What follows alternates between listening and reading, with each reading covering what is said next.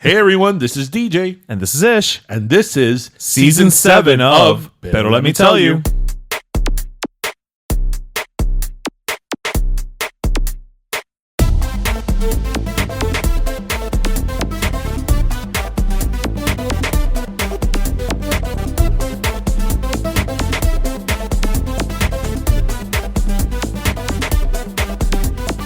Boom.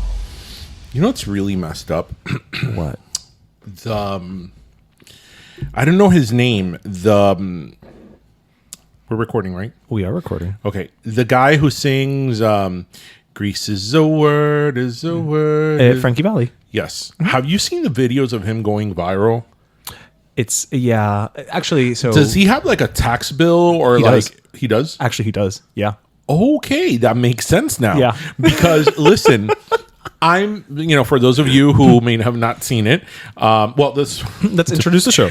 Welcome to episode 317 of Pero Let Me Tell You, everybody. Yes. Vite, I knew that. I know. I wrote it down just in case. I literally put it down. I knew that. Yeah. 317. How is everybody? Happy Friday. Happy Friday. There is a hurricane going on, and we'll get to that in a second. But first, let's talk about Franki Valli and his tax what problems. is it in the 6 month? No, the 4 seasons.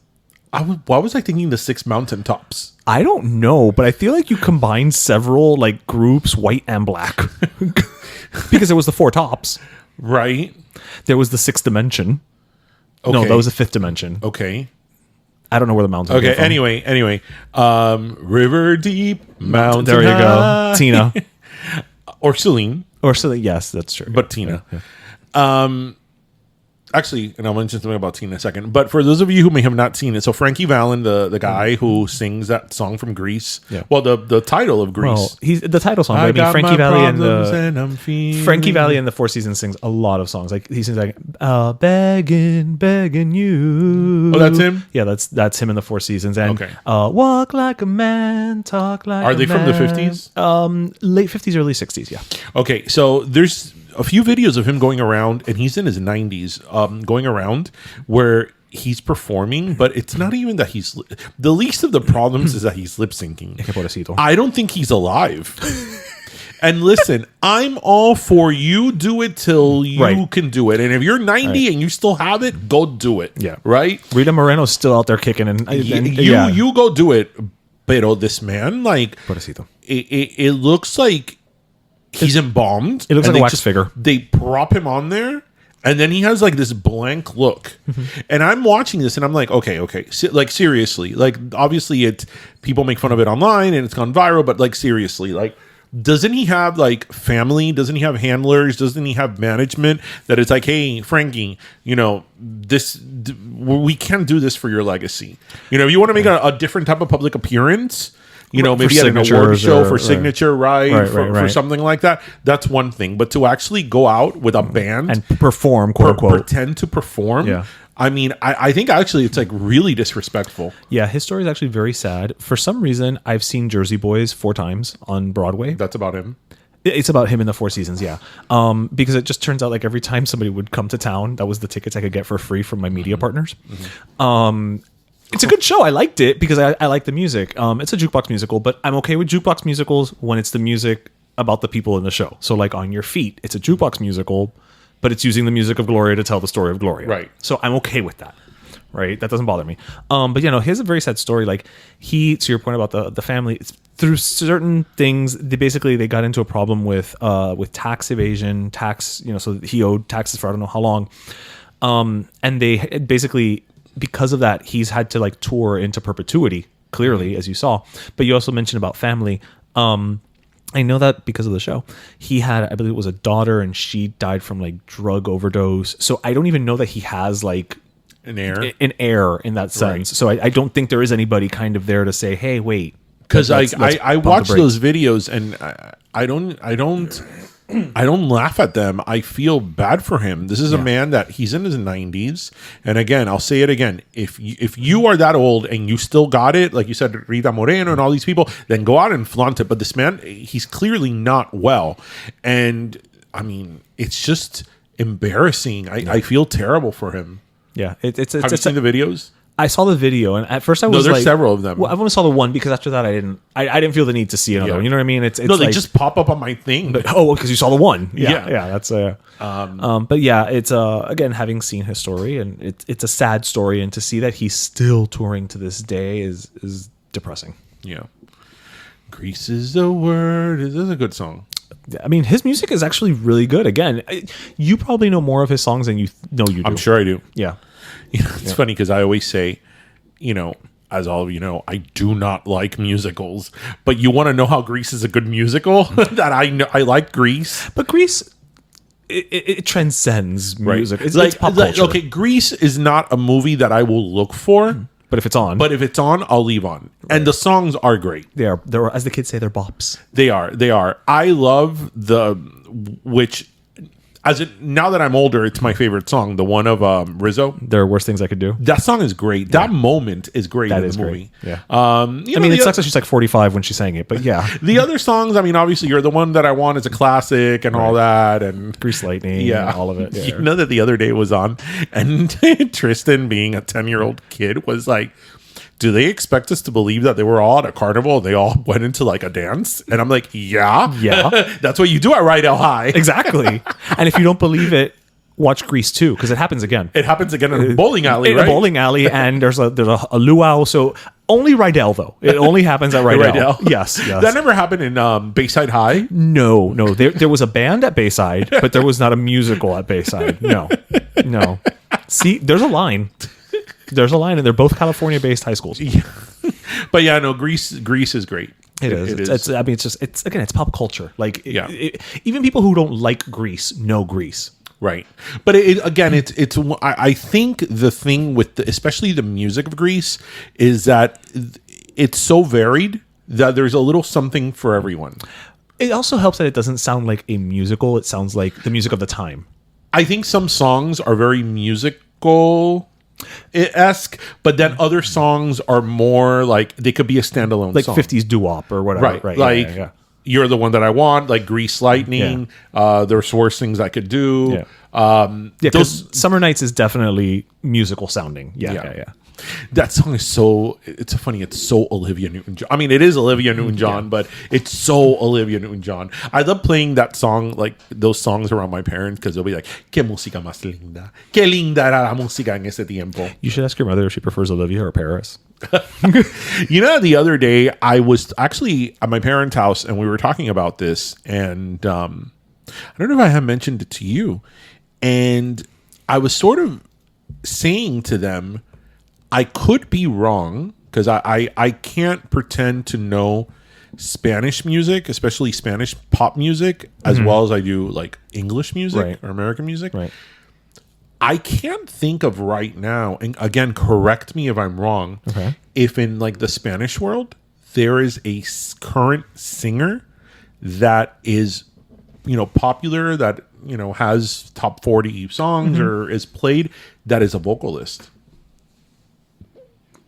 The closest I think we've gotten is Natalia. Nati Natasha? No, Natalia Jimenez. I was going to say Natalia Jimenez. I was going to say a couple years ago when, like, with Despacito with Luis Fonsi, because I mean, Luis Fonsi is a singer. He is a vocalist. He's not a he's not a rapper. No, that's what I'm saying. I think that's the closest we've gotten in the last couple of years. Yeah, but even Luis Fonsi, Despacito's a reggaeton song.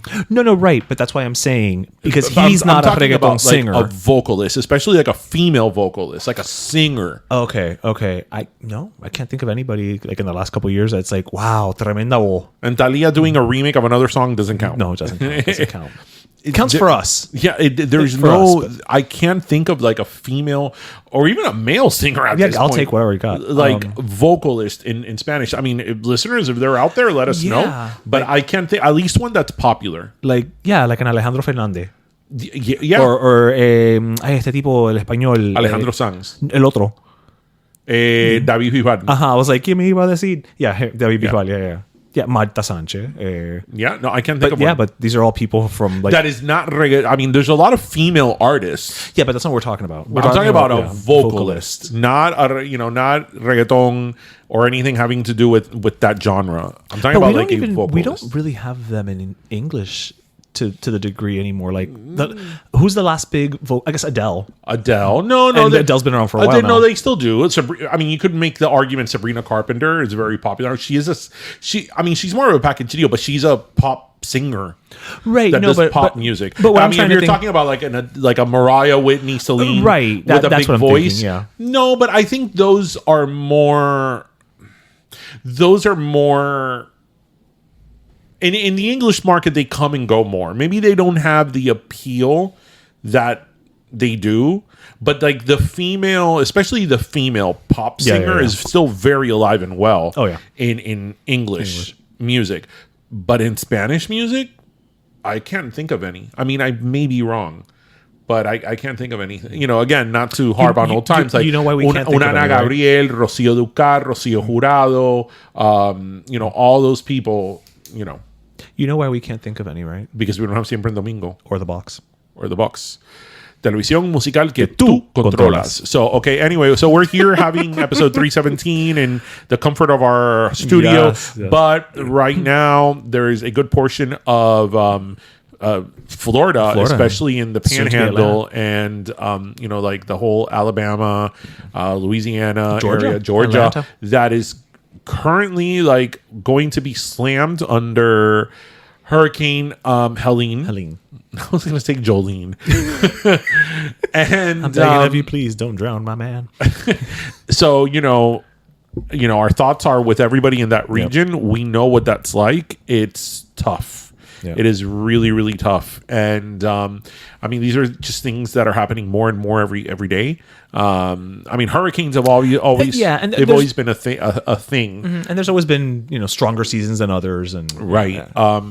But you know, our thoughts are with everybody out there. I mean, going through a hurricane, I know a lot of times we laugh about it here, and we, you know, I myself have said like, oh no, hurricane party, and I'm not putting up my shutters unless it's a hurricane category 4. And yeah, you know, when you live in a hurricane prone area, you're used to, oh my God, there's a hurricane coming, everybody run, you know, and we sort of sometimes take it for granted and kind of laugh at the wackiness and quirkiness, but make no mistake, being hit by a hurricane is no joke. This thing's coming in at a 4, right? Yeah, it's coming in at a 4. There's obviously the destruction and potential loss of human life, but just the how uprooted, no pun intended, your life becomes from losing power to losing communication to losing, you know, just it's such a problem. It's a disruption. And you know, I always, you know, when you live down here, the thing about a hurricane is that it goes on for so long. You know, it's hours and hours and hours just sitting there. And then depending on the hurricane, there's flooding after. And then, I mean, it's down just trees and power lines. And power lines. Oh my God. Every time I see a tree and a power line, I'm like, oh no, that's going to go down. Cuando hay un vientecito, that goes down. Yeah. Yeah. Good thing where I live now, like the power lines are underground. Oh, okay. Yeah, and most newer construction, it's underground. But like our parents' house, it's all above ground. Yeah. No, you're right. Yeah. See, so, you know, a twig hits one of those. That's it. You're done. You're done. It's over. You know what that twig reminds me of? I love this, like, really old, in A Bug's Life. Oh, yes. When the leaf falls at the beginning of the week. Like apocalypse. And they're like, it's worse than the twig of 63. Do you remember how big A Bug's Life was? I love that movie. Because Tristan is like, Bug's Life isn't popular. I think A Bug's Life, the thing with A Bug's Life is that I don't think, maybe because they didn't have that many sequels, it hasn't had the, I guess, endurance that other Pixar IP has had. I think it's also because just from a marketing, a merchandise perspective. Yeah. It didn't have the action figures the same level, so and it didn't have sequels and things like that. So yeah, because A Bug's Life was hilarious, and for those of you who are old enough to remember when it came out, do you remember that at the end of the movie in the credits they used to have the bloopers? Yes, the bloopers were the best, and the bloopers became so popular that then, in like the extended run of the theatrical run of the movie, they had like a new set of bloopers. Oh, I didn't remember that. Yeah, they did. But you're right. I think because, look, I'm not out to offend anybody here. I actually think the weakest of the Pixar movies is Cars and The Incredibles. Oh no, you're wrong about The Incredibles, my friend. No, I'm not a big fan of the Incredibles. I don't think they're bad. Look, I don't think any Pixar movie is bad. But there's better or stronger than others. But The Incredibles, like the merchandising is like crazy, and so is Cars. Right, and you can't escape it. I mean, it's a genius in terms of merchandising. Oh yeah. And listen, I know somebody who worked for Disney that their boss at one point told them, "Guys, remember, we're not here to cure cancer. We're here to sell lunchboxes." yes. What do you think is the best Pixar movie? The best Pixar movie. You know I what? have two. I'm gonna be a little basic, right? And I'm gonna go Toy Story and the original Toy Story because it was the first, and it was that moment where like, oh, this is new, and it's this, and it opened the world of Pixar, Okay. right? And that movie still tugs at the heartstrings. Okay. You know, now not as much as when they're all preparing for death. So I think the two best Pixar movies, or one of the best, I think is Toy Story 3. Oh, that ending. I'm still not over the trauma of Toy Story 3. Listeners, if you haven't seen Toy Story 3, don't. Or shut it off right before it ends. There's a scene in that movie that even in adults, like I know so many adults that were traumatized by that scene when they're in the furnace. Because it's awful. Do you know what gets me the most? There's this part where, ¿cómo se llama ella? The cowgirl Jessie looks at the horse, the Bullseye. and they both like accept their, impending their fate. their death, that they're going to be in the furnace, and like that part acaba conmigo. And I remember I watched that in the movie theater thinking, well, something's going to happen because like they can't die. Like This is not how this ends. like well, and it's just so bad. I also love. I know you haven't seen it, but I just think it's such a beautiful, well done movie. Is Inside Out. Oh, I haven't seen either of them. 1 and 2. I just saw 2 recently, but I mean, I'm gonna go to Inside Out 1. Yeah, I mean, it's such a just beautiful movie. The way they perfectly did that, Right. something so complex as like the feelings of Your internal. of a child, the emotions. So well done. Like sometimes I hate Pixar movies for being so good. How dare you? Wait, I'm drawing up like what other Pixar movies do we have? Okay, so there's the Toy Stories. There's Bugs Bug's Life. Life. There's The Incredibles. Cars. Cars is Up. Oh my God! Wait, how did we forget Up? No, Up. okay, Up goes to number 1. Up is my number 1. Up. ¿Cuál es el de the jazz singer who Soul. dies? Soul. So it was all right. Seeing Red, Turning Red. No. What else? Okay, no. Up goes to number 1. Up goes up. Up goes up. I'm trying to Okay, think. I think that's a. Did you get choked up in the scene in Up? Well, I'm only human. I mean, people. I mean, I'm not dead again, inside. like these scenes in these Disney movies, especially Pixar movies, it's like, but why? Like Because they can. they had a miscarriage and then she died. I mean, it's like terrible. Like, damn. Up. You know what? I agree with you. I hate them for being so good. I hate them for being so good sometimes. Like, I hate them. And then obviously, like Toy Story, I obviously, when Tristan was really into Toy Story, I watched a lot of them. Like, I had forgotten how good Toy Story 2 was. Like, Toy Story 2 is good as well. No, there's no They're bad all Toy good. Story. It's just, for me specifically, like number 1 is the first one, right? Yeah. So it's got a special place. And then number 3 just makes you want to like curl up in a ball. Yeah. So, Pixar. Pixar. Yeah. Look at my beauty. No, I'm a beautiful butterfly. Oh, you look like ants from here. What? You think I'm a lady because I'm a ladybug? Just great. And we all started talking about this because of the Twig of 63. All because of the Twig of 63. ¿Cómo se llamaba the main ant?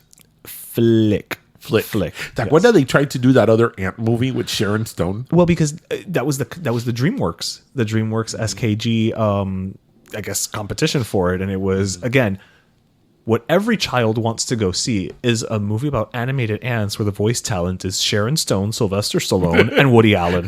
I mean, sign me up. I mean, actually, how did they not sell more toys? You know what? I saw something. This is different, but the same. So I saw something online today where they were asking like kids of middle school age and some of high school age, because it was like kids 15 and under. And they were asking them, what is a Blockbuster? Have you ever heard of Blockbuster? What is a Blockbuster? Like the video store. Just Okay. what is a blockbuster? Okay. Right? Because Blockbuster was named after Blockbuster Blockbuster movies. Right. Right? And none of the kids knew what a Blockbuster was, let alone what Blockbuster Video was. That is really sad. So how do they refer to like big movies nowadays? They don't call it a Blockbuster. Really? No. But what do they call it, like wait, Riz? wait. But that goes to what we've talked about before.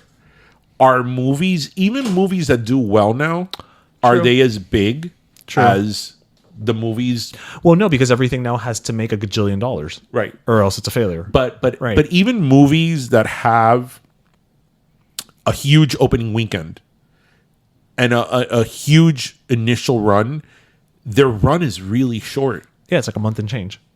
If that. If that, yeah.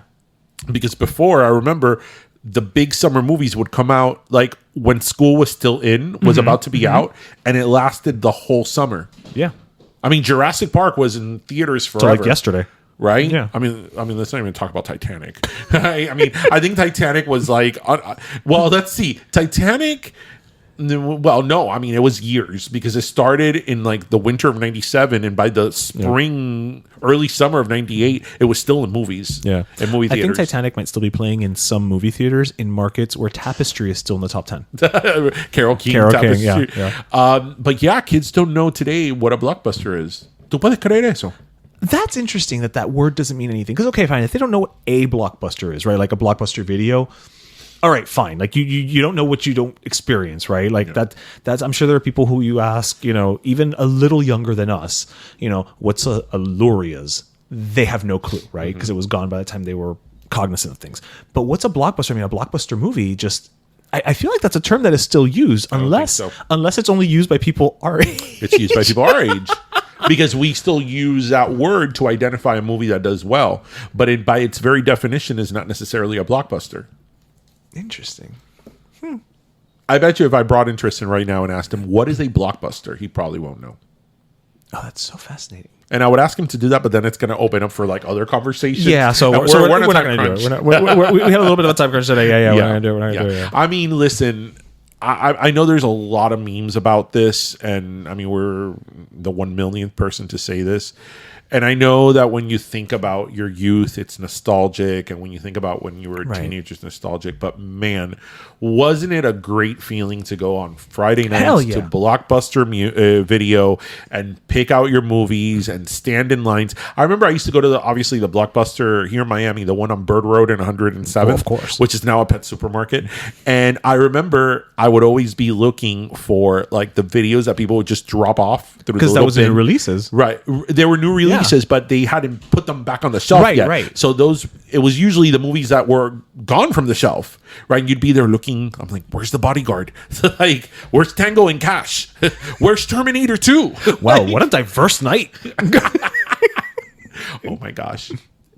Okay, so when I was in college, when I was like starting my junior year of high school, that's when I really started getting into movies insofar as that, like, I wanted to watch classic movies. Okay. Right? So that's when I started renting, like, Ben-Hur and, like, Cleopatra. Okay.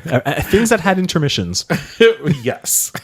And I always do my Dr. Zhivago story, how Dr. Zhivago is one of my favorite movies. And I think I saw Dr. Zhivago for the first time when I was like 18, 19 years old. And you finished watching it when you were 23. Yes. Right. And how, they gave me 4 tapes. Like, it wasn't 4, it was 3. It was 3 tapes. Yeah.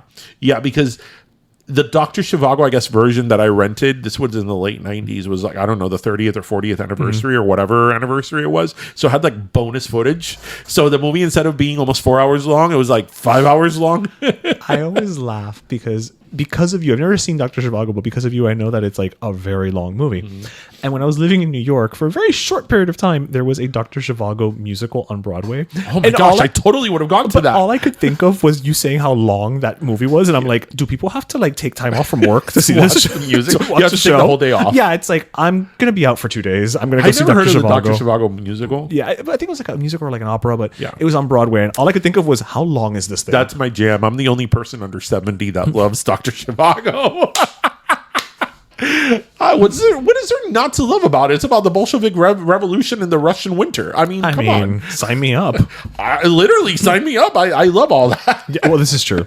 This is so freaking Julie Christie at the peak of her beauty, you know. True. Anyway, so I got into like this thing that I started watching all these movies, like these like old classic movies. TCM before TCM? Yes. And I remember that my brother, bless his heart, I remember one of the movies that I watched was Gandhi. Okay. And I remember I was watching it one day, you know, obviously it was at my parents' house, and my brother got mad. He's like, why would you watch this movie? Like, why? Like, you're like 19, 20 years old. Why would you watch a movie about Gandhi? Like, there's so many things that you could rent. Like, you know, like I remember he said single white female. Like, why would you rent Gandhi? Maybe that was next. You're diverse. The hand that rocks the cradle. You're very diverse tastes. Maybe that was what you were going to watch afterwards. Yeah, I got into like all those movies. I remember there was a movie. What was the name of it? With Joaquin Phoenix, Anne Hesh, and Clay Pigeons. No, and Vince Vaughn. Vince Vaughn. I know the movie you're talking about. It wasn't Clay Pigeons? No. It was Return to Paradise, I think it's called. Oh yes, where she plays a lawyer. Yes, and Joaquin Phoenix, they're in like Singapore or something Sri Lanka. Like that. They're somewhere, and yes, they catch him with drugs, and they send him to like the like it was. Yeah, I got into like Blockbuster movies, man. And you would get your popcorn. And I remember in Blockbuster Video, they had like the rent a VCR. Yeah. And then you could rent, you know, a DVD player and a laser disc. But it's like, man, like who didn't have a VCR? Bueno, Darío, no todo el mundo estaba en las circunstancias tuyas. You know? I remember that I never saw The Bodyguard on theaters. And I remember the day it came out on video in Blockbuster Video, that it was released to video. I remember that day, there was either a teacher's planning day. That day I didn't go to school. And I remember my dad took me at like 9 a.m. or 10 a.m., whatever time it opened, to get the movie so I could watch it, so we could watch it. Porque tenía la canción bonita de Whitney Houston. Es verdad. You know, and you have to watch The Queen of the Night during the day. Yeah. You know that I Will Always Love You, the Whitney Houston version, that is one of those songs that 30 years later, I think is still played out. Yeah. The play out of that song was... Well, that's also because of the box. No. The box wasn't around for I Always Love You. That thing was playing on the box at some point. No. I'm pretty sure I remember it on the box. No. The box, it was later. The box, it was at My Heart Will Go On, but that was years later. I'm talking about I Will Always Love You from The Bodyguard, Whitney Houston. That wasn't on the box. No, it was everywhere else. I mean, it wouldn't surprise me if it was on the box too. I mean, I think it was on Siempre en Domingo. Like the Loco Mia cover. Anyway. So. Which apparently they have there's a movie about Loco Mia and on Netflix, and I want to watch it. Why? Because I like to see big fans. Sure. You know. So I just really quickly I wanted to mention something. They were doing OnlyFans before anybody else. They were doing OnlyFans. Like literally OnlyFans. Just really quick. So a little anecdote. So I was actually in St. Augustine earlier this week for work. And I was at an event. San Agustin, Florida. Here we come. And there was a little cocktail party that we got invited to as a result of my job, whatever. And there was, as part of the catering, there was a little dessert table. And it was, it's called Paladar. And so, and they're like, oh, well, you know, the host was like, Paladar. And I'm like, no. You know, that Paladar. Paladar. They're like, oh, Paladar Cuban Bakery. So I was like, okay. So I went and I was like, all the dessert was delicious. But da la casualidad que the owner of the bakery, she was there. And so, you know, I start talking to her and I'm like, oh, you're the owner. Oh, great. Da, da, da. And I'm like, yeah, no, I'm from Miami. And she turns to me. She's like, no, yeah, I could tell the minute you opened your mouth, you're from Miami. She's like, I'm from Hialeah.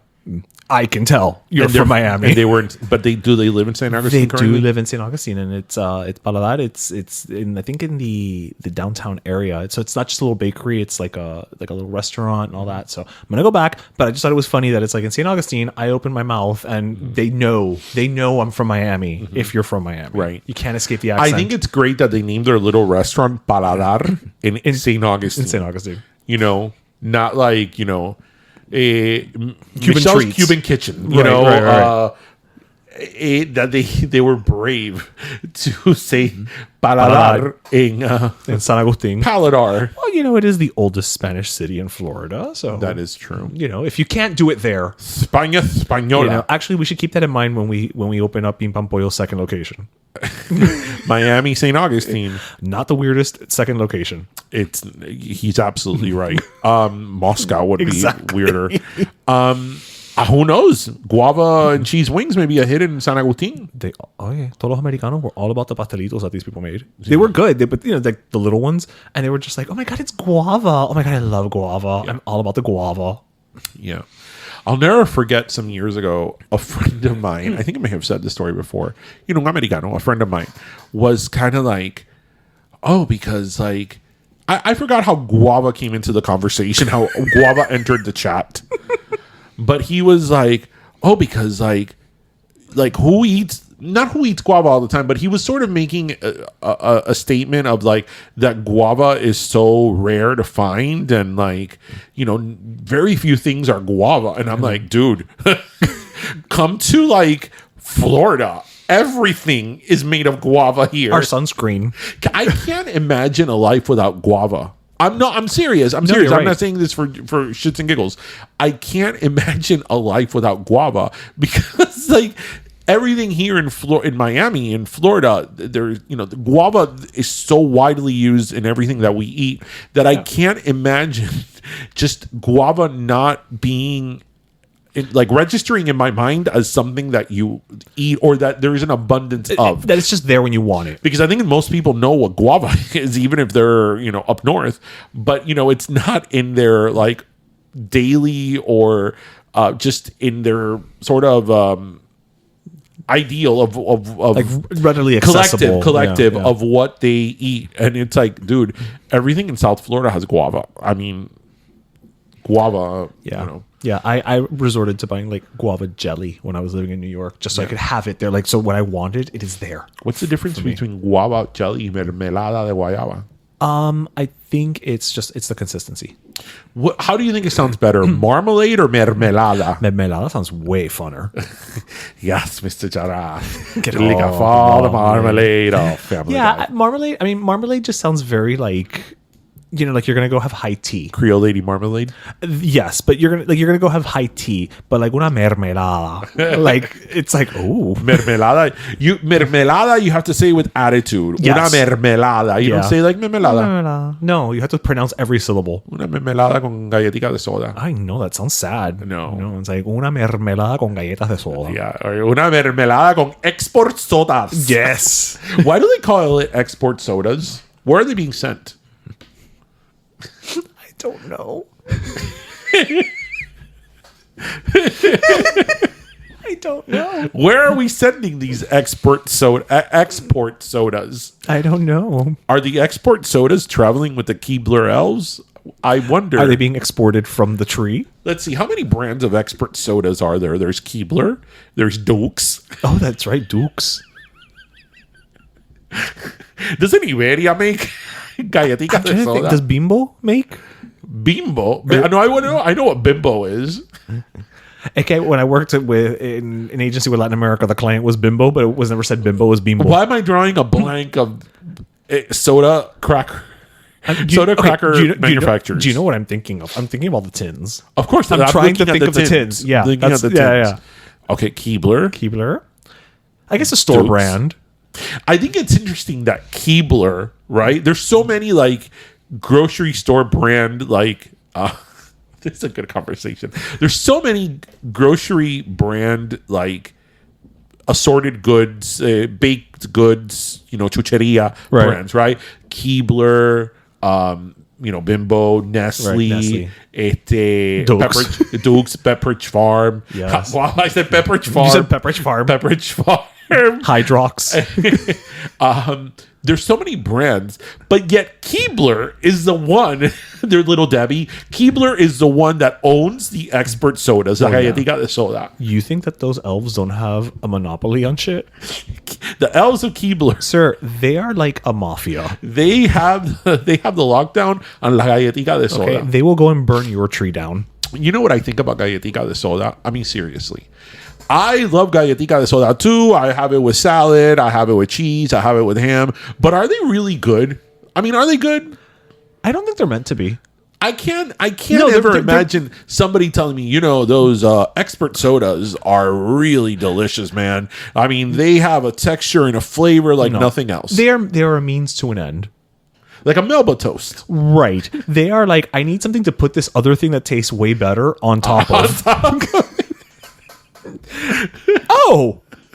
A soda cracker. A soda cracker. The soda cracker is just the vehicle. It's not the star of the At show. all. It Or will- not even the supporting actor. No, it will never be the star of the show. It is perpetually the supporting cast. If anything. If it's not the background player. It is the extra that has no lines. Oh, yeah. It's man in suit at back of line. Yeah. Hot girl number 1. Yes, exactly. You don't even But merit the a name. saltine cracker is not a hot girl. No. No. It's middle-aged white guy. Yeah. And you know what I think is also really interesting about expert sodas, galletitas de soda, is that they don't really taste like anything. They're stale. They have no sabor, but yet Latins and Cubans love them. Like, we love that shit. My parents cannot be without the big green Keebler elves. Like just having it in the house. In the house. Always. Sometimes they have like 2 or 3 of them. Porque si se acaba una lata, ya tienen la otra lata. Right? Like expert sodas are a big thing in a Cuban household and in a Latin household. Like, it's a big deal. But it's a big deal. And again, like, I always think about, like, this doesn't taste like anything, but yet give me more. But again, it's a vehicle. It's the supporting player. You get home, like, you want un poquitico de salami con un poquitico de queso. No, but that's not what Cubans put on it. But well, my grandfather used to. No, tú pones queso crema y la guayaba. You do that as well. Listen, export sodas are nothing if not versatile. They are. They are. They go great with salty. They go great with sweet. Mm-hmm. They llenan by themselves. Yeah. They're multi-purpose. Yeah. Some of them are more salty than others. Like people. Yeah. They become like mushy so quickly. They do. Like, if you don't swallow that shit in like 2.2 you're seconds, just gonna have it's like a mush. a mush in your mouth. Yeah, and then when you drink water, it gets worse. I don't like to have an export soda sandwich though. Like a little, Like, export soda, protein, laquita de algo export and- soda. No, I just like, because then it's too much export soda. We've said a lot of export soda today, haven't we? I think we might have set a record. Yeah, it's too much. It's too much. I think too much crunch, too much crackle, and too then too much mush. too much mush. Yeah, Yeah, after too the much fact, yeah. crumbs. Because I feel that they are very crumbly. when you eat an expert soda, listen, when you eat an expert soda, you have to go into pastelito position. Yes. Right? Yes. You gotta either over the sink or like a napkin or put your shirt out to catch the crumbs. Yeah. You just don't eat una galletica de soda and go. No. You have to get in the pastelito position, right? Of eating with the. Like, you have to brace for crunch. Brace You know for crumbs. that I cannot eat a pastelito without doing the pastelito position. Well, yeah, because you're considerate. Yeah, no, because you know what? Some pastelitos aren't as crunchy, right? Well, but you've been conditioned. They're more doughy, Right. and some of them, and I actually I like the doughy ones. Yeah. That really don't have much crumbs, but you still, Again, we're Pavlovian. Yeah. We've been conditioned. places never, ever, ever to eat a pastelito at my car. That shit will stay in the carpet forever. It's like glitter. And it doesn't matter how much you vacuum it. There will always be that one crumb that is so embedded in the carpet that just will not get out. So it's the car version of our tent with sand. Yes. One time in the sand, one time our tent for Pan Pollo, and the sand will never go away. And yet we still never had a pearl. Yeah. I mean, we spent the last 10 minutes talking about export sodas. And again, I think we set a record. I don't think anybody's ever spoken that much about export sodas on any recorded conversation. I bet to our listeners, there's not another podcast out there that is talking about expert sodas as much as we are. I guarantee. We're actually. I mean, unless there's like a Keebler elf podcast. Yeah. Maybe. That's the only way that they're going to circumvent us. And you know what? Even if there's a Keebler elf podcast, I'm sure there's other goods within the Keebler elf product family. They're they like talking those about fudge things, the EL fudge and all that. yeah. Yeah, exactly. Yeah.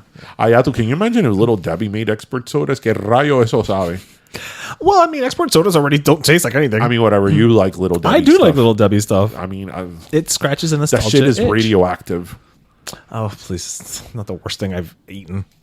I'm sure that Little Debbie snacks don't have a single natural ingredient. And that's okay.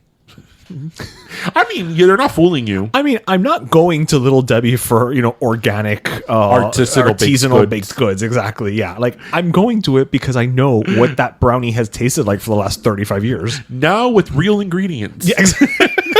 I can see the little badge. Now with real ingredients. So again, you go to it for nostalgia, not for any other reason. Speaking of nostalgia, in a way, because that's the only transition I can figure out here. Hoda Kotb is leaving the Today Show. we're not talking about Hoda Kotb right now because she's my last soda. Oh, she's your last soda. All right, so we'll save. We're gonna table Hoda. We'll save Hoda for the soda. Hoda for the soda. Yeah. I like that. So in this week's episode of What Diddy Did. Oh, what did he do it? So I was reading that Diddy, Sean Puffy, wants to take the stand He does. in his trial. He does. And his attorney said, well, I could advise him not to do it, and but I can't stop him. I have to tell you that if he decides to take the stand, like, I want to be there. I mean, that's just not something that you do. I mean, Why do you think he? I mean, you can say hubris, you can say arrogance, and all that, but why do you think he would take the All of the stand? above. That's really the only reason. yeah, because I'm asking you more from a legal perspective. There are people that are so lost in their delusion insofar as that they think that they did not have, they think they partook in conduct that was victimless, that really don't see the consequence of their actions, and really believe that if they go on the stand and explain what they think is an explanation, that people will understand, right? And it's sort of a narcissistic point of view insofar that, like, it's not even that you're above the law, but that I can do no wrong. Right? How could you think I would? How could you think I could do this? These are the people that are wrong. They are wrong. I'm not wrong. Or at least not wrong to the extent they're saying That it's I'm criminal, wrong, right. That it's criminal. And people really do believe that. There's a lot of people that believe that. And that's when it's a disaster. They go on trial. They go on the stand. Right. Because once you open that door, baby, there's no closing it. Oh, yes. Once you go, testimony. And, that's why people that are in criminal proceedings that are charged with whatever crime are usually don't take the stand. Well, they don't want to incriminate themselves. They don't want to incriminate themselves. They don't want stating things on the record. Right. Because then it becomes fair game for the defense. For the prosecution. I mean, that would be like a field day.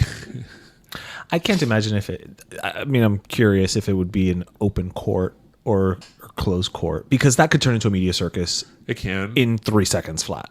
It can. I don't know. We'll see. It would be interesting. Maybe they'll just put out like a little red carpet outside just to see who shows up, Little Kim the Queen Bee. Oh, no. Shall I proceed? Yes, Has she said indeed. anything? Little Kim? No, but I think she had a fallout with him for a while. Oh, okay. She hadn't done anything with Bad Boy for a minute. Okay. Yeah. Because I can't imagine her having an opinion. It's all about the Benjamins. Yeah, no, I mean generally. I don't picture Lil' Kim having an opinion on things. Oh, yeah. She seems like a hoot and a half. Viste who they kicked off Dancing with the Stars this week? Well, it was a double elimination. Well, I don't watch Dancing with the Stars, but I did watch this. So, ¿cómo se llama la chiquita? Anna Delvey. I didn't see this week. The girl with the ankle fraud monitor. girl with the ankle monitor. So we talked about this on the podcast a couple of weeks ago. She's on Dancing with the Stars. She's known for being a fraudster, a con artist. She was dancing with her... A convicted con artist. With her parole... ankle monitor. And, at the end, she gets voted off, and I think Juliana was like, "Oh, what do you take from this experience?" And she was like, "Absolutely nothing." Okay, was she trying to be funny? I don't think she understands how humor works. Because I will say, you say that so sure. Because I'm about to go into this. So I saw the first episode of this season, right, where I was just like, oh, please next week let Carl Winslow already just dance to the theme song from Family Matters because it's not going well. Did he get voted off? No, it was Anna Delvey and Tori Spelling, which surprised me that Tori Spelling got voted off. Oh shit, she got a short payday. I know. It's okay, Tori. It's okay. Was she bad? She was okay. She wasn't anywhere. She was not worse than Carl Winslow. Wait. I'll tell you Tori that much. Spelling got voted off, but Carl Winslow is still on the show? Yes. Okay. Yeah. I can't explain things. But so, Dancing with the Stars, after the couples dance, one of the hosts, usually in this case Julianne Hough, will be like, oh, how did you feel? And what made you decide to do the show? And, just very generic questions, whatever. And so she asks her, oh, well, why'd you do what made you decide to do the show? And she just looked at her and she's like, oh, why not? And I could almost see in Julianne's face at that moment that she was like, oh, this is what this is going to be.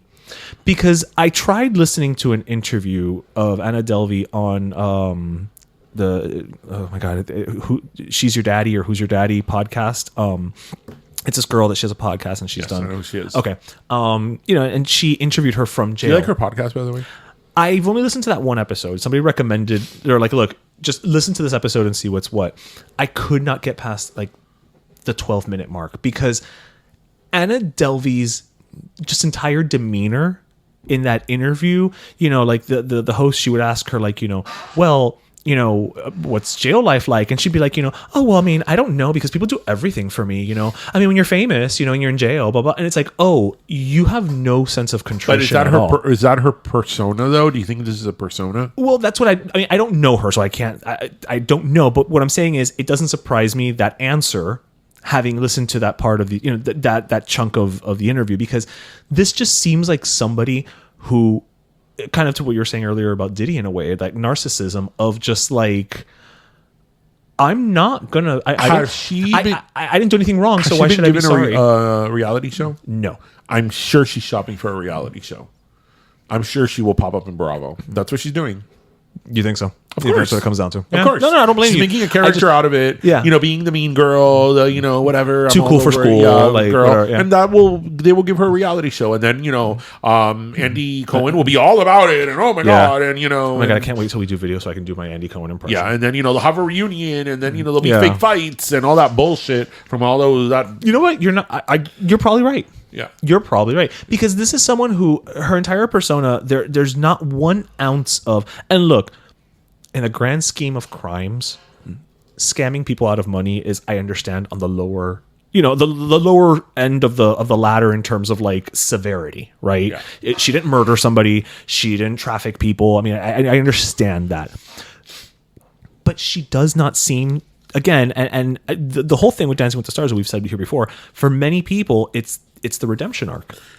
And I'm totally okay with that. That's what I'm saying. It's the redemption arc. It's coming back. But if you're not going to show up and play that game, you're taking a space from somebody who wants to. I'm totally okay with that. And I'm totally okay with second chances. I believe in second chances. Right. But the thing with her is, and we talked about this a few weeks ago when the cast was first announced for Dancing with the Stars. The thing with her is that it's not that she was a celebrity of whatever sorts. And did something. Who did something and went to jail. Her only vehicle to being famous is the fact that she was a fraudster, right, and she did do all these things. That is why she's famous. So therefore, putting her on a show like that, you are in a way you're rewarding her behavior. I don't have a problem with any other convicted felon, anybody who had done a crime that had been on Dancing with the Stars, because if they paid their time, they paid their debt to society, right, they have a right to move on. But they were famous for something else, right? Again, Little Kim, I remember had a whole dance on Dancing with the Stars where she came out in shackles and she came out in her prison jumpsuit, right? And she took it out because she had been in prison for perjury, right? But Little Kim is known for being a rapper. And being in really famous female songs rapper, and performances. That's what she's known for, right? All of them, they are known for something, some type of artistic contribution or an athlete or whatever, but not this girl. This girl is just known for being that. So yeah, I think that was a real huge miscast by Dancing with by ABC or Dancing with the Stars. I mean, even more so, just personality wise, she's not there. She does not have anything. Again, remember, this is based on votes. There's nothing that she communicates or conveys in her public persona that says, I want you to vote for me. I want you to like me. She does not seem to care, and that's fine, but that's not Dancing with the Stars. Man, to believe William Levy was on Dancing with the Stars. That's right. So many people I forget have been on Dancing with the Stars at this point. I mean, they're on season like... Has Kim Fields been on Dancing with the Stars? She has. Okay. At this point, 50% of the Facts of Life girls have been on. Wait, who else was on it? Nancy McKeon. She was? Yeah, Joe was on it, yeah. You know what I completely forgot? That Joe, Nancy McKeon from The Facts of Life, I completely forgot she played Demi Lovato's mother on Sunny with a Chance. Yep. Which, by the way, I saw for those of you out there who haven't seen the Child Star on Hulu by Demi Lovato, great documentary. It's about, people that are child stars, and with Demi front and center, of course. Yeah, and she said something in that documentary that I didn't know or hadn't thought about it, since I'm not in that in that industry. Really? So as a former Chicomita, you're not part of the child star milieu? No. So she was talking about how in California they have a law called the Coogan Act. Oh yeah. Which, if you're a child star, by law, a certain percentage of whatever you make a year has to go into this account that they will have for you at 18. This is a law. Yep. So if you make $1 million a year, a certain percentage has to go into this account. Your parents cannot touch it. Right. Your guardian, nobody can. But what she was explaining in the documentary, which I hadn't thought about that before, is that does not apply to the internet, to YouTube stars like Ryan's World and all that. It's the Wild West. So all these kids that are making millions upon millions of dollars by being a YouTube celebrity or having YouTube content, they're not protected under this act. Yeah. So one of the things that she tried to do is this documentary, which sort of ends in that, is that she's trying to raise awareness for there to be laws that are passed that protect internet stars.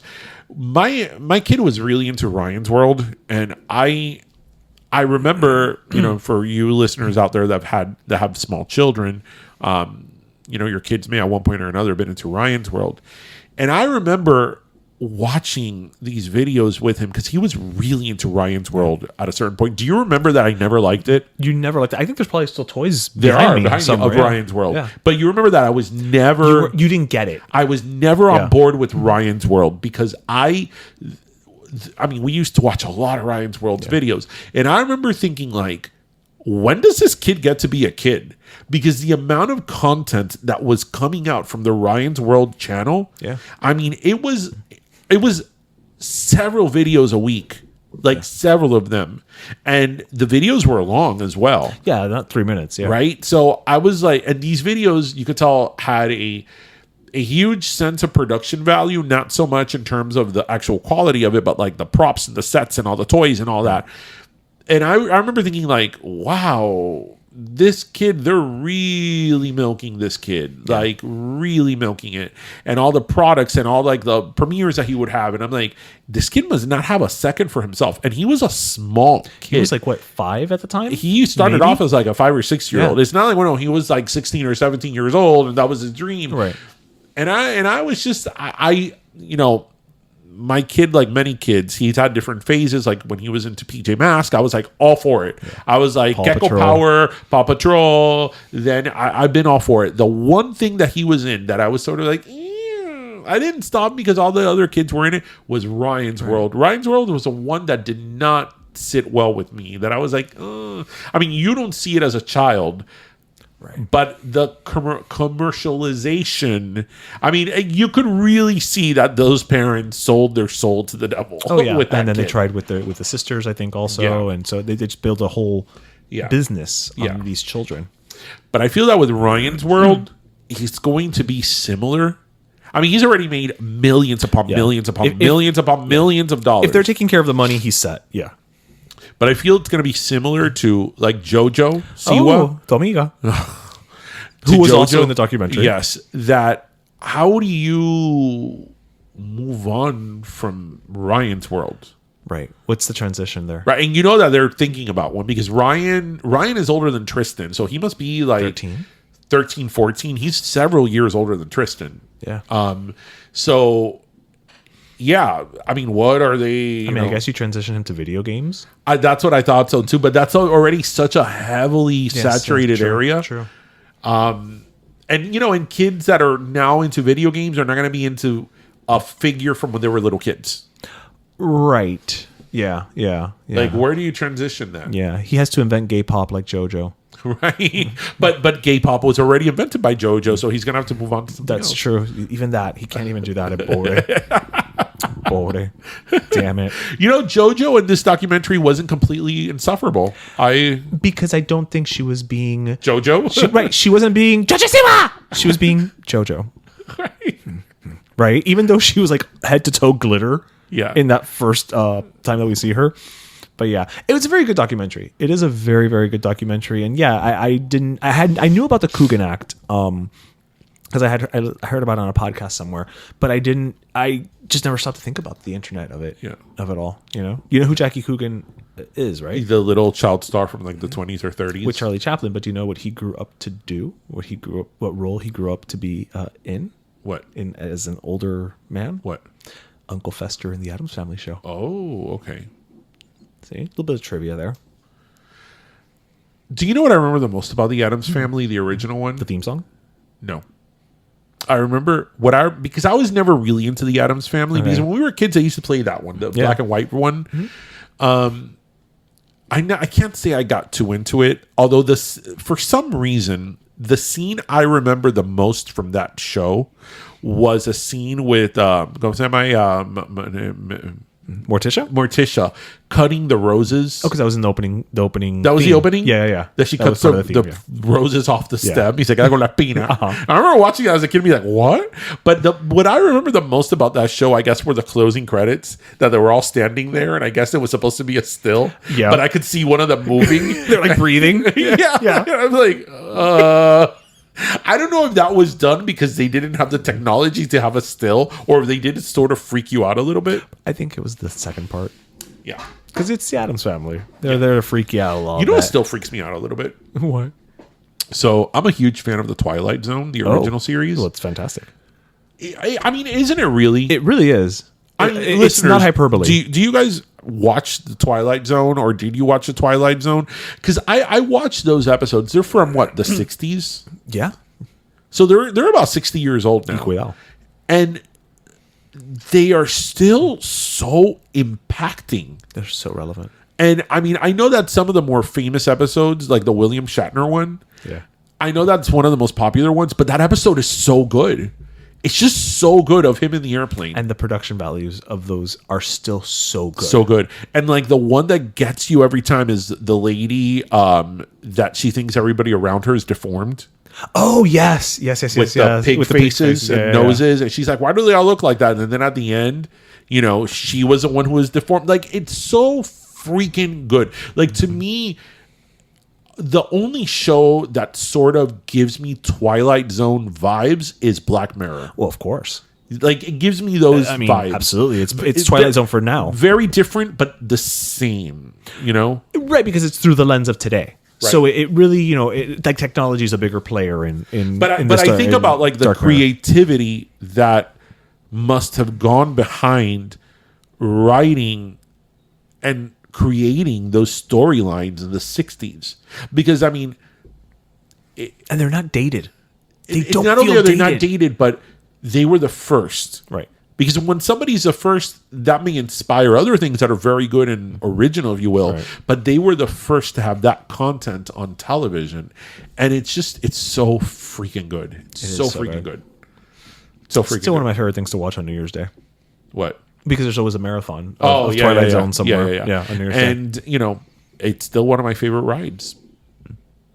Oh, yeah. Yeah, the Twilight Zone Tower of Terror. Totally forgot. Do you know that my favorite part of that ride is not the fall? It's everything up to the fall. Really? It's so good. You're in the hotel, and the part when the elevator starts going down, around the thing, and you see like the lights. It's great. It's great. You do love a good haunted hotel, though. I do love a good. Yes. Oh, yeah. Yes. Yes. You do love a haunted hotel. That's. That's never going to change. So, are we thirsty? We are thirsty. All right. Well, I guess you can go first since we already kind of ruined We the did. soda you're gonna give. So. You know, speaking of haunted hotels, did I ever tell you about the time I went to the hotel? I mean, I'm sure The Shining? I'm sure you've told me about it. I don't know if you've told our listeners. So and we're almost in spooky season. So So, The Shining, as you listeners know, it's one of my favorite all-time movies. It's probably top 3. I'm obsessed with that movie. So The Shining, the movie, is based on the book by Stephen King. The Stephen King movie is based on the Stanley Hotel in Colorado. And then the exterior shots of the movie are the Timberline Lodge in Oregon. And the interior, although it was done in a set, they are modeled by the Oahe Hotel in Yosemite National Park. Right.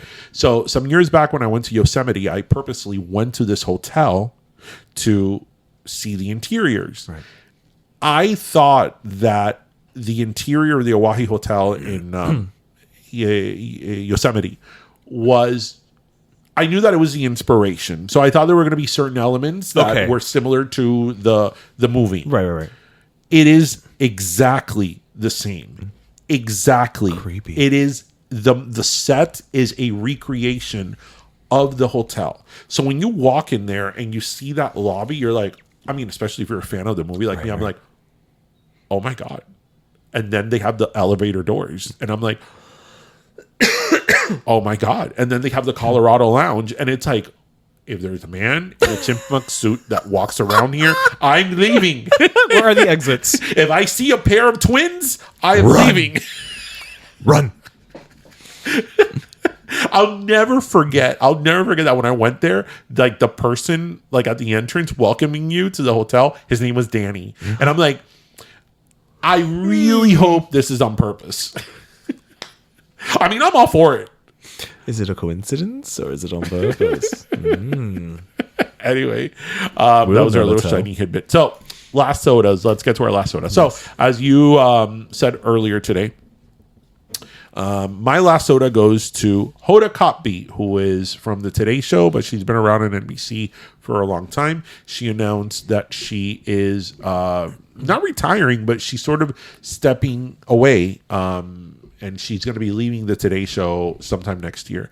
And the reason I wanted to give her the last soda and wanted to sort of recognize her for a minute was for 2 reasons. Number one, I think it takes a certain character to be at the top of your game and walk away from it, because she is beloved, and she is in one of the most relevant and most watched television programs for journalists. It's sort of, the Today Show for a journalist is sort of like the pinnacle of the mountain, right?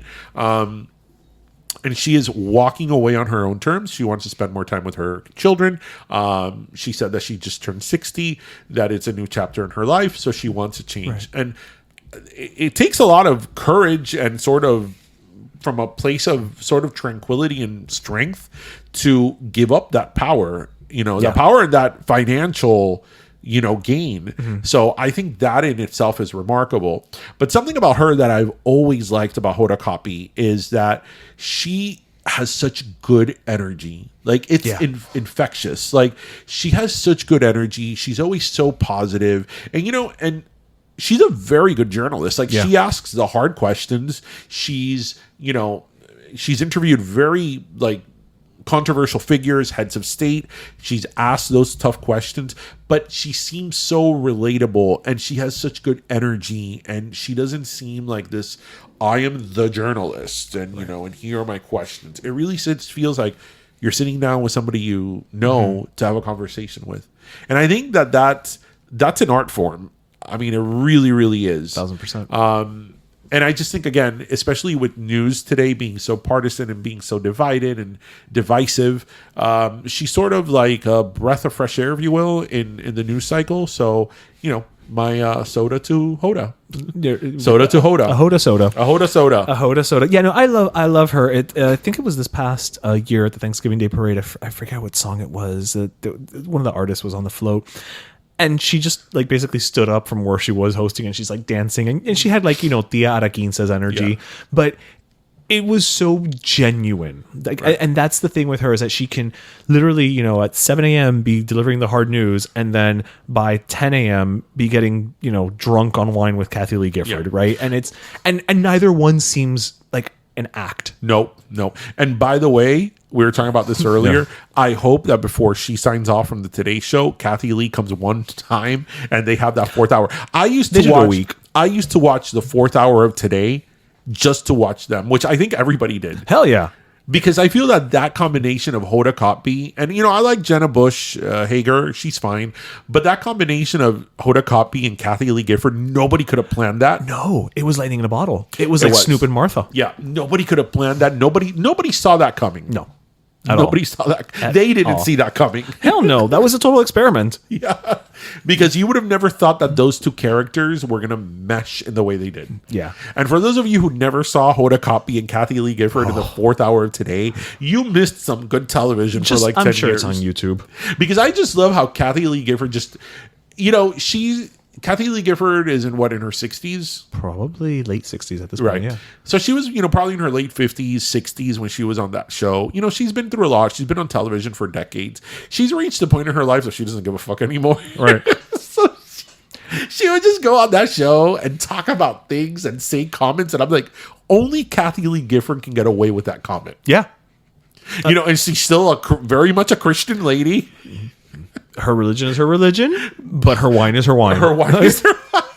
Y ella decía cosa ahí that I'm like, good for you, Kathy Lee, that you got to your 60s and you don't give a flying. No.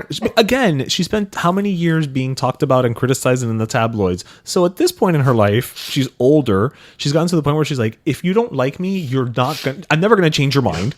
So I'm going to go live my life. We always liked her. I've always liked Kathy Lee Gifford. Yeah. Always. I thought she was just, even when she was on live with Regis and Kathy Lee, I just thought she was so, like, I remember being like a kid and being like, I don't know why I like her, but I like her. I know. She made us go on Carnival Cruises. Yeah. I don't know. There was just something cool about her. Like, cool, but in an uncool way. She was like that one friend of your mom's that you liked seeing. Yeah. That's a great way of putting it. She was not cool because she was still a mom, right? But you liked having her there. Yeah. Like, there was something fun about her. Something quirky that you couldn't explain. Yeah. That was Kathy Lee Gifford. That was Kathy Lee Gifford. Probably still is. Yeah. So. All right, so I'm going to give my last soda really briefly to a show on I believe it's on FX, but I watch it on Hulu on FX. Who the hell knows with the streaming anymore? It's called English Teacher. And it's set in Austin, Texas. It tells a story. It follows a group of teachers at a high school in Austin, Texas, a public school. And the lead is he plays a half Colombian teacher. He's gay, but it stars Brian Jordan Alvarez, is the name of the lead. But he's also the creator of the show and the executive producer of the show. And what I love about the show is that it's smart, but it's quirky. It's kind of weird. But again, the fact that there's like Kathy Lee Gifford. It's Kathy Lee Gifford. She might as well just be on the show. But it's really smart. It's a really, really smart show. Like, you should watch it. I think you'd enjoy it. It's called The Substitute? English Teacher. It's called English Teacher. No, The Substitute is a movie with Mark Anthony where they terrorize the substitute. Okay. Yeah. And then I thought Stand and Deliver. Okay, sorry. Yeah, no. A lot of teacher Dangerous movies. Minds. A lot of... No, he doesn't sit backwards in a chair. No. Coolio doesn't get this close to his face. But no, I just want to give it... Because again, it's a funny show and all that, but the fact that it was, created and executive produced by somebody who is half Colombian. He's Latino. I'm just like, okay, great. Here's somebody who's, again, as we say, representation matters, right? He's putting himself out there. I'm not saying that's his story. Right. But he is a character, and it's again, it's not just another, white guy who's going through the motions and blah blah blah blah blah. So there's that nuance to his performance in all of it. And so, English Teacher on FX on Hulu. I don't even know how things work anymore. Just find it. Find it. Just find it. It's out there. It's streaming somewhere. Yes, find it. Okay. Good. That's a good one. Yes, that's a good one. Do you remember that show on FX in the 90s that was like in a house? Live FX Live or Live FX? Well, because that was the FX studio. But it looked like a house, right? Because it was like a house or an Ann Taylor loft store, right? Because when FX started, but wow, this is the learn section, I guess. When FX started, the whole thing was that they took over like a big loft apartment in New York, and that was their studio. So they would do the morning show there because it had a kitchen and they could do cooking segments and all that stuff. And then they would have the hosts basically there the entire day, guiding you through the day. So you'd have the midday host who would introduce the show. I used to like it. I thought it was fun. I liked it. It was different. It was cool. It was, only lasted a few years. I wanted to live in that loft. Yeah. It was such a 90s '90s New York loft. It was. That's why I said it looked like an Ann Taylor store. It did. Yeah. It looked like they were trying to recreate the real world. Yeah, I remember that. I don't even remember the names of the people that were there, but one of them, I'll tell you who one of them was. One of the morning hosts on FX. She used to be on WSVN, Lori Hibbard. okay. She, I think, was in what was the precursor to Deco Drive when it was a segment on Live at 5. No. When it was a segment on WSVN, like it was like a segment. It wasn't it was like The Edge or something like that. And she would host that segment, and then she left SVN to go do this. You know what? Now that you said Deco Drive, who would have ever thought that Deco Drive would still be here? Like 30 years later, it's still here. Yeah. Like, I think that they didn't think they congratulations. were. Congratulations, Yeah. Deco Drive. But I remember when Deco Drive started. I mean, it was like a little thing, and Like, we'll see how long this lasts. Yeah. and it's funny because it's not that it's a huge show, but it's consistent. I mean, it's still there 5 days a week. 5 days a week. 5 days a week. I come love that hell or their high set water. is just a green screen. It's like, It's a desk and a green screen. yeah. I mean, I think honestly we have more. Yeah. We have more stuff here. Yeah. Deco Drive is like the little engine that could, like, And it has. like, I mean, I know obviously that it's in a very particular time slot and it's at WSVN production and all that, so I can imagine the production cost is very high, Right, because they use the studio that already but exists. somebody must be watching it because it's still on. It does actually pretty decent in the ratings. Yeah, and it hasn't. They never went to like I don't know, syndication. Yeah, they never tried to like outsource. Right. Right. Yeah. Or bring in another, hour of hard copy. Right. Well, they bring in another hour of hard copy, being that it's been gone. Well, you know what I mean. Or Show old episodes Inside Edition. of Jenny Jones and Ricky Lake. might as well. So, qué extraño that there isn't a cable channel of just old talk shows. Well, for starters, nobody's starting a new cable channel. Okay, that's true. So maybe a streamer. Right. Yeah. They should do that like on Pluto TV. They should just run the old shows. And have like really, really like obscure ones like Night Talk with Jane Whitney. Do you remember that? Yes. Or Charles Perez. Yes, or Rolanda. Yes. And if you remember any of those shows, listeners, because these were the talk shows of the 90s that weren't on prime time. They were like at 11:30 at night because I guess they weren't picked up in syndication. At least not in our market. So they would air them at that time at night, and the English Cristina show. Okay, now I want to pitch this. Yeah. So we're pitching the infomercial documentary, the streaming channel of old ass talk shows, And American Idol Con. and American Idol Con. Yes. Okay. You laugh, but these are all great ideas. I'm not laughing. This is not a face that's laughing. These are all fantastic, and now they're recorded for posterity. Yeah. Yeah. So, okay. Yeah. Anyway, everybody, we hope you listened, laughed, and learned. And as always, remember to grab your croqueta, your pastelito, and your cafecito. Thank you so much for joining us, everyone. Have a great weekend. See you soon. Yes. Take care. Pero Let Me Tell You is co-hosted by Darian Borges and Ismaeliano, produced by Ismaeliano, and our theme, Pero Let Me Tell You Freestyle, is composed by Michael Angelo Lomlaplex, the official gay guy. And don't forget to subscribe and leave us a review on iTunes.